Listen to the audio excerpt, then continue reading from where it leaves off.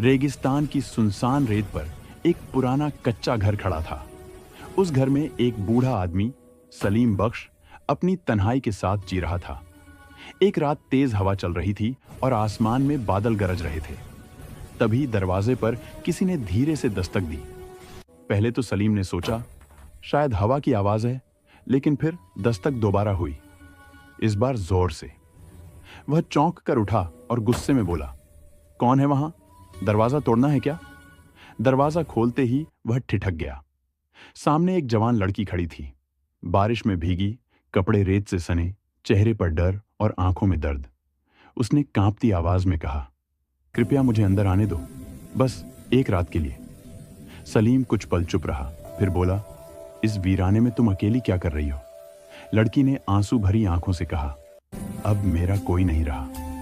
वह ज़ैनब थी, जिसकी शादी को 2 ही दिन हुए थे, मगर किस्मत ने उसका सब कुछ छीन लिया। उसके पति की अचानक मौत हो गई और ससुराल वालों ने उसे मनहूस कहकर निकाल दिया। मायके गई तो वहां भी दरवाजे बंद थे। सलीम ने भारी सांस लेते हुए कहा, ठीक है बेटी, अंदर आ जाओ, जब तक चाहो रह सकती हो। ज़ैनब एक कोने में बैठ गई। सलीम ने उसे चादर दी, ये ओढ़ लो, ठंड लग जाएगी।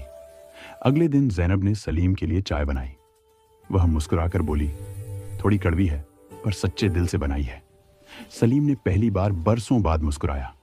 धीरे धीरे दोनों के बीच एक अजीब सी समझ बनने लगी।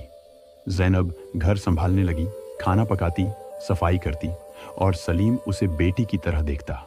मगर वक्त के साथ उस खामोशी में एक अजीब सी गर्मी आ गई। एक रात ज़ैनब ने पूछा, क्या आपको कभी मोहब्बत हुई थी? सलीम ने कहा, बहुत साल पहले, लेकिन वक्त ने सब छीन लिया। ज़ैनब ने धीरे से कहा, शायद मोहब्बत मरती नहीं, बस सो जाती है। उस दिन के बाद सलीम की आंखों में एक नई रोशनी थी। ज़ैनब के आने से उसके घर में जान आ गई थी। गांव के कुछ लोग बातें करने लगे, एक जवान लड़की बूढ़े के साथ रहती है, लेकिन ज़ैनब ने परवाह नहीं की। एक दिन उसने सलीम का हाथ पकड़कर कहा, अगर दुनिया को जवाब चाहिए तो मुझे अपना नाम दे दो। सलीम ने कहा, लोग क्या कहेंगे? ज़ैनब मुस्कुराई, लोग तो वैसे भी कह रहे हैं। फिर दोनों ने सादगी से निकाह किया, ना कोई गवाह न रस्म, बस 2 दिनों की गवाही थी। रेगिस्तान की हवा ने उन्हें आशीर्वाद दिया। अब ज़ैनब उसकी बीवी थी।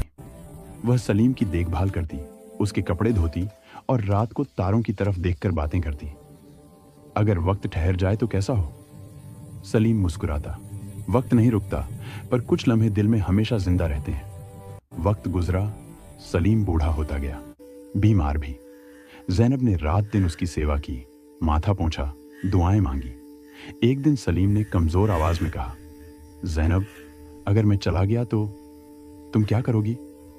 ज़ैनब ने रोते हुए कहा, आपके बिना जीना मुमकिन नहीं।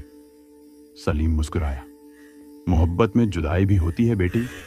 ज़ैनब ने धीरे से कहा, अब मैं आपकी बेटी नहीं, आपकी दुआ हूं। कुछ दिन बाद सलीम ने आखिरी सांस ली। ज़ैनब ने उसे उसी रेत पर दफनाया जहां वह पहली बार आई थी। अब वह रोज उसकी कब्र पर फूल रखती और कहती, आप मेरे हो, हमेशा के लिए। रेगिस्तान की हवा अब उसके आंसुओं से भीगती थी। लोग कहते हैं मोहब्बत की उम्र नहीं होती, लेकिन ज़ैनब और सलीम की कहानी साबित करती है कि सच्ची मोहब्बत वक्त से नहीं, दिल से लिखी जाती है।